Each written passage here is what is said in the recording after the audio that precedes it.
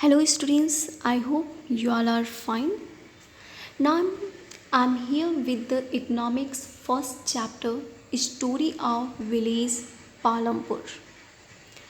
So, in this chapter, we have discussed about the economic system of a village as entitled Palampur. So, first of all, let me discuss some overview regarding this village. The purpose of the story is to introduce some basic concept relating to production, and this we do through a story of a hypothetical village called Palampur. Actually इस chapter को रखने का main motive जो है ये हमको ये बताना है कि किस तरीके से किसी एरिया में प्रोडक्शन कैसे होता है, वह लोगों के इकोनॉमिक सिस्टम को या इकोनॉमिक्स ज़रूरतों को कैसे पूरा होता है उनके बारे में बताया गया है। और इसका पूरा डीलिंग पूरा डिस्कशन एक हाइपोथेटिकल विलेज का मतलब इमेजिनरी विलेज, ऐसा प्लेस जो वास्तव में ना हो, दैट इज़ द इमेजिनरी। यहाँ पर जो पालमपुर है वह एक हाइपोथेटिकल विलेज है और इसी स्टोरी के माध्यम से ये प्रोडक्शन के बेसिक कॉन्सेप्ट को इंट्रोड्यूस करने की बात इस चैप्टर में की जा रही है। Farming is the main activity in Palampur, whereas several other activities such as small scale manufacturing, dairying, transport, etc. are carried out on a limited scale. जब हम पालमपुर के बारे में देखते हैं, इसके पूरे सिस्टम को समझें तो हम ये देखेंगे कि पालमपुर में मेन एक्टिविटी जो है वह फार्मिंग है। आपका agricultural production, farming Palampur village की मेन एक्टिविटी है। इसके अलावा भी और भी कई सारी एक्टिविटीज़ हैं, जैसे स्मॉल स्केल मैन्युफैक्चरिंग, छोटे लेवल पे मैन्युफैक्चरिंग करना, सामान बनाना, जैसे वुड्स के सामान बनाना, आपके अर्थ पॉट्स बनाना, इस टाइप की चीज़ें भी हम देख सकते हैं। इसके अलावा dairy, milk product, transport system, ये भी चीज़ें भी पालमपुर की इकोनॉमिक एक्टिविटीज़ में हेल्प करती हैं। These production activities need various types of resources, natural resource, manmade items, human effort, money. जब भी हम प्रोडक्शन की बात करते हैं, जैसे हम फार्मिंग की बात करें तो फार्मिंग में भी हमको कुछ रिसोर्स की ज़रूरत पड़ती है। उसके लिए हमारे पास कुछ चीज़ें होनी चाहिए, तभी हम उस पर काम कर पाएंगे। फार्मिंग करनी है तो हमारे पास लैंड मास होना चाहिए, वाटर रिसोर्स होना चाहिए, हमारे पास सीड्स होनी चाहिए, उससे रिलेटेड डिफरेंट टाइप्स की मशीनरी भी ज़रूरत पड़ती हैं। सो हमें अलग अलग तरीके के रिसोर्सेज वहाँ पे ज़रूरी होती हैं। तो इनमें अगर बात करें तो नेचुरल रिसोर्स की ज़रूरत पड़ती है, water, land, these are the natural resources. Manmade items, हम ट्रैक्टर्स यूज़ कर रहे हैं, ट्यूबवेल्स जो हम बना रहे हैं, ये सब क्या है, मैनमेड आइटम्स हैं। ह्यूमन एफर्ट्स, कि ह्यूमन एक्टिविटीज़ भी वहाँ पे इन्वॉल्व होती है, ह्यूमन फोर्स की भी आवश्यकता पड़ती है। मशीनरीज़ हैं, मशीनरी को यूज़ करना है तो ह्यूमन ही उसका प्रयोग करता है, तो ह्यूमन एफर्ट्स भी ज़रूरत पड़ेगी। इसके अलावा मनी, पैसे की भी बहुत ज़रूरत पड़ती है, चूँकि इकोनॉमिक एक्टिविटी है, प्रोडक्शन हमको करना है। सो नेचुरल है कि हमें इन सारे रिसोर्सेज को लेने के लिए मनी इन्वेस्ट करनी पड़ती हैं। Through the story of Palampur we will learn how various resources combine to produce the desired goods and services in the village. अब इस पालमपुर के स्टोरी के थ्रू हम ये जानने का प्रयास करेंगे कि जो वेरियस रिसोर्सेज हमारे पास अवेलेबल हैं, इनको कंबाइन करके हम किस तरीके से डिज़ायर्ड गुड ले सकते हैं, उनको प्रोड्यूस कर सकते हैं, सर्विसेज कैसे हम विलेज में ला सकते हैं। So let we main objective, let we discuss. Familiarize themselves with the basic concept like factors of production, yield, surplus.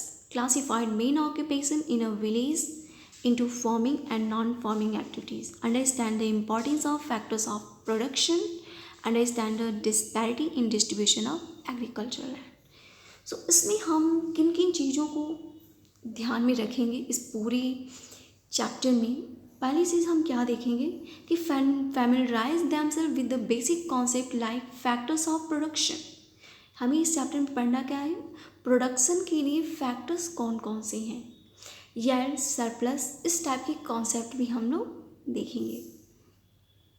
Village की जो ऑक्यूपेशंस हैं उनको farming and non farming activities में क्लासीफाई करके उनको समझना।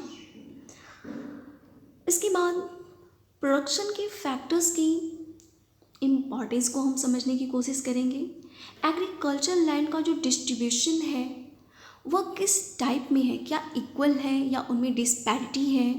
डिस्पैरिटी है तो उससे क्या प्रॉब्लम्स आ रही हैं, उनसे क्या आपको समझना है, क्या क्या हमको उस एरिया में देखने को मिल सकती हैं। तो these are the main objective of this chapter. Now let we start with the introduction of this chapter. First of all, we have a basic introduction about the Palampur. हम पालमपुर की स्टोरी को समझने की कोशिश करते हैं कि पालमपुर क्या है, उसकी स्ट्रक्चर कैसा है। So let me start. Palampur is well connected with neighboring villages and towns. Raiganj, a big village, is 3 kilometers from Palampur, and all-weather roads connects the village to Raiganj and further on the nearest small town of Sahpur. Palampur की हम बात करें तो पालमपुर एक ऐसी area है जो अपने नेबरिंग विलेज और टाउन्स के साथ बहुत ही अच्छे तरीके से कनेक्टेड है। अब एरिया को कनेक्ट करना है, एक जगह को दूसरे एरिया से कनेक्ट करना है तो हमको रोड सिस्टम अच्छी होनी चाहिए, हमारा ट्रांसपोर्ट सिस्टम बेटर होना चाहिए। इसमें हम देखें तो रायगंज एक बहुत बड़ा विलेज है और यह पालमपुर से 3 किलोमीटर्स की दूरी पे है। And all weather road connects the village to Raiganj, और इस रायगंज से लगभग इस विलेज के अधिकांश एरियाज उससे कनेक्टेड हैं। And further on the nearest small town of Shahpur, और पालमपुर की जो सबसे निकट सबसे नियरेस्ट टाउन है उसका नाम है शाहपुर। तो it is the basic introduction कि पालमपुर एक विलेज है, उसका सबसे बड़ा नेबरिंग विलेज रायगंज है जो उससे 3 किलोमीटर की दूरी पे है। शाहपुर एक स्मॉल टाउन है जो पालमपुर से काफ़ी नज़दीक है। This village has about 450 families belonging to several different castes. The 80 upper caste families own the majority of land in the village. Their houses, some of them quite large, are made of brick with cement plastering. This village has about 450 families. इस village में लगभग 450 families हैं जो अलग अलग cast से belong करती हैं। 80 फैमिलीज़ ऐसी हैं जो अपर कास्ट की हैं और ये विलेज में मेजॉरिटी रखती हैं। और ये मेजॉरिटी किस में है, लैंड मासेस के मामले में, कि ये जो 80 अपर कास्ट फैमिलीज़ हैं इनके पास क्या है, लैंड मासेस अच्छे हैं। इनके हाउसेस काफ़ी अच्छे हैं, बड़े हैं, ब्रिक्स के बने हुए हैं और सीमेंट प्लास्टरिंग के थ्रू हैं। The ACs Dalits comprise 1/3 of the population and live in one corner of the village and in much smaller houses, some of which are of mud and straw. जो SC या जो Dalits हैं वे population में लगभग 1/3 population cover करती हैं और ये विलेज के एक छोटे से कॉर्नर में रहते हैं। इनके हाउसेस बहुत छोटे छोटे हैं जो मैक्सिमम मड और स्ट्रॉ से बनाए गए, घास फूस और मिट्टी से बनाए गए हैं। Most of the houses have electric connections. Electricity power all the tube wells in the fields and is used in various types of small businesses. Maximum houses में इलेक्ट्रिक कनेक्शन अवेलेबल है और इस इलेक्ट्रिसिटी पावर का इस्तेमाल tube wells को चलाने में किया जाता है और इसके अलावा छोटी छोटी स्मॉल बिजनेसेस के लिए भी ये काफ़ी ज़्यादा हेल्पफुल होती हैं। Palampur has 2 primary schools and 1 high school. Education की बात यहाँ पे आ रही है, तो यहाँ पर हम देखें तो 2 प्राइमरी स्कूल बनाए गए हैं एंड एक हाई स्कूल भी अवेलेबल है। There is a primary health care centre run by government and 1 private dispensary where the sick are treated. Health के मामले में बात की जाए तो यहाँ पर गवर्नमेंट के द्वारा ऑर्गेनाइज्ड एक हेल्थ केयर भी है और एक प्राइवेट डिस्पेंसरी भी है जहाँ पर सिक पर्सन्स की ट्रीटमेंट की जाती हैं। Now let we discuss about the organisation of the production. अब ये था हमारा एक जनरल इंट्रोडक्शन पालमपुर का। अब आते हैं कि प्रोडक्शन का ऑर्गेनाइजेशन कैसा है और वो उसमें क्या क्या चीज़ें अवेलेबल होनी जरूरी हैं। So let we discuss this one, organisation of production. The aim of production is to produce the goods and services that we want. Production का सबसे बड़ा एम ये होता है कि हम अपनी आवश्यकता के अनुसार या हम जो चाहते हैं उस तरह के गुड्स को प्रोड्यूस करें, हम सर्विसेज प्रोड्यूस करें जिससे लोगों को उसमें शामिल किया जाए और अपना और उनका फाइनेंशियली हेल्प मिल सके। There are 4 requirement for production of goods and services. Production के लिए हमारे पास 4 चीज़ें जरूरी होती हैं। First is land, second is labour, third is physical capital and 1 is the human capital. These 4 factors must be required in the production. So one by one, let me discuss all these factors. The first requirement is land and other natural resources such as water, forest, minerals. First requirement हमको production के लिए ज़्यादा जरूरी है वह है land masses, और इसके अलावा हमारे पास जो अदर इम्पॉर्टेंट नेचुरल रिसोर्सेज हैं, वाटर, फॉरेस्ट, मिनरल्स ऐसी चीज़ें, उनकी रिक्वायरमेंट ज़्यादा होती है। Second requirement is labour, people who will do the work. Some production activities require highly educated workers to perform the necessary task. Other activities require workers who can do manual work. Each workers is providing the labour necessary for production. Second जो requirement हमको मिलती है वह है labour force की। Labour force हमको 2 level के मिलेंगे। पहला होता है स्किल्ड लेबर। स्किल्ड में हमारे एजुकेटेड पर्सन होते हैं जो अच्छी सी थॉट्स देते हैं, आइडियाज़ के थ्रू अपने आप को बेहतर बनाते हैं। और दूसरे हमारे होते हैं अनस्किल्ड, जिन्हें हम वर्कर क्लास भी बोल देते हैं। तो ऐसे लोगों की भी ज़रूरत पड़ती है। जैसे एक फैक्ट्री हमको चलानी, एक हमको कोई बिज़नेस करना है, तो उस बिज़नेस के लिए फाइनेंशियली बेनिफिट कहाँ से होना चाहिए, उसके लिए नए आइडियाज़ कहाँ से आएँ, हम किस तरीके से उसको और बेहतर कर सकते हैं, ऐसे आइडियाज़ के लिए एक स्किल्ड पर्सन की ज़रूरत होगी। फाइनेंशियली मेंटेनेंस के लिए एक स्किल्ड पर्सन की ज़रूरत होती है। दूसरी चीज़ हम देखें तो उसको चलाने के लिए हमको कुछ सामान वगैरह को लेकर आना जाना, इस टाइप की चीज़ें भी ज़रूरत होंगी। तो ऐसे यहाँ पर हमें अनस्किल्ड लेबर की भी आवश्यकता पड़ती है। तो हमें 2 तरीके के लेबर फोर्स की आवश्यकता प्रोडक्शन के लिए पड़ती है। Third requirement is physical capital. Physical capital का मतलब ऐसे सामान जो हमको वहाँ पे ज़रूरत पड़ती हैं। जैसे हमें एक शॉप ओपन करना है, तो शॉप ओपन करने के लिए हमको सबसे पहले एक क्या चाहिए, लैंड मासेस चाहिए। तो लैंड मासेस तो हमने देख लिया कि नेचुरल रिसोर्स के थ्रू हमको रिक्वायरमेंट होती है। इसके अलावा हमको क्या चाहिए, एक बिल्डिंग चाहिए। तो उसके लिए हम क्या करेंगे, एक इंफ्रास्ट्रक्चर रेडी करेंगे। उसमें हमको कुछ बॉक्सेस चाहिए, ऑर्गेनाइजर्स चाहिए जिसमें हम सामानों को रख सकें। हमें कुछ टेबल्स की ज़रूरत पड़ेगी, चेयर्स की ज़रूरत पड़ेगी। तो ये सारी चीज़ें क्या हैं, फिजिकल कैपिटल्स होती हैं। इनको हम इनपुट्स कहते हैं, और ये फिजिकल कैपिटल का जो इनपुट है वो हमारे लिए काफ़ी इम्पॉर्टेंट होता है। इसमें हम बात करें तो टूल्स, मशीन्स, बिल्डिंग्स, ये सारी चीज़ें आती हैं। कुछ हमारी ऐसी भी चीज़ें होती हैं जो बार बार चेंज होती हैं। तो अब हम देखें तो टूल्स, मशीन या जो बिल्डिंग्स हैं, ये ऐसी फिजिकल कैपिटल्स हैं जो एक बार हम लेने के बाद उसको हम कई सालों तक यूज़ करते हैं।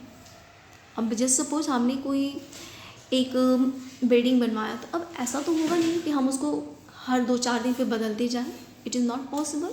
हम बिल्डिंग हमने बनवा दिया है तो हम उसको कुछ सालों तक उसका यूज़ करेंगे, हम उसको रिपेयर कराते रहेंगे, that the differ thing, but वो बिल्डिंग तो वहीं पे रहेगी। टूल्स हमने मंगाया तो वो टूल्स भी हमारे लंबे समय तक यूज़ करेंगे। तो ऐसी कैपिटल्स या ऐसी फिजिकल चीज़ें जो लंबे समय तक हम प्रयोग कर सकें, that are known as fixed capital. Second, कुछ ऐसी भी चीज़ें होती हैं जो डे टू डे बदल जाती हैं या उनको बार बार चेंज होने पड़ते हैं, जैसे रॉ मटेरियल्स। जैसे सपोज हमने कपड़े की दुकान खोली, तो अब उसमें हमने कपड़ा तो हम लाए, हमने उसके लिए क्या किया, हमने कपड़े मंगा लिए।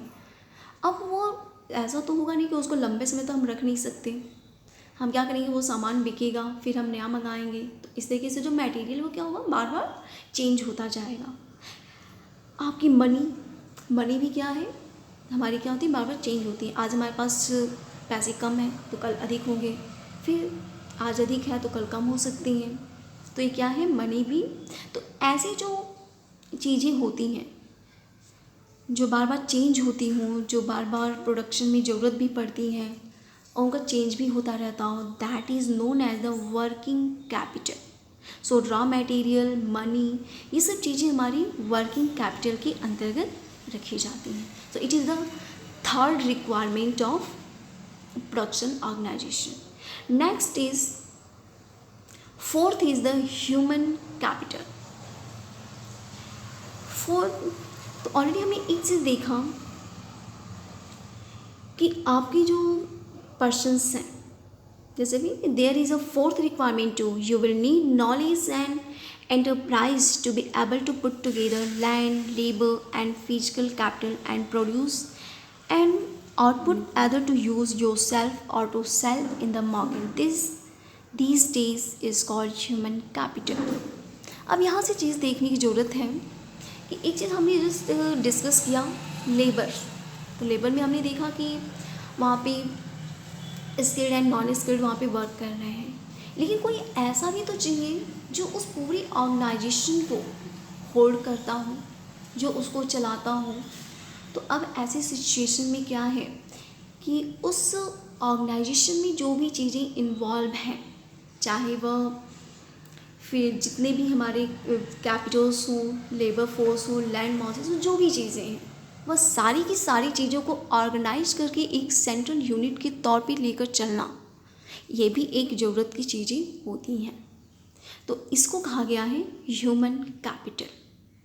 तो एक ऐसा पर्सन या ऐसे लोग जो मिल कर के उस ऑर्गेनाइजेशन को बेहतर तरीके से आगे उसको डेवलप करने में हेल्प करती रहती हूँ, that is the human capital and it is the fourth requirement for the organisation of production.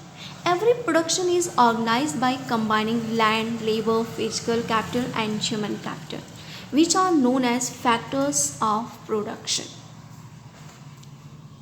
So हर एक प्रोडक्शन में 4 चीज़ें कंबाइंड होती हैं, land, labour, physical capital and human capital, and these 4 things are known as the factors of production. So today we have discussed about some introduction of the Palampur and as well as the factors of production. So next day we will try to understand farming in Palampur. Thanks to everyone.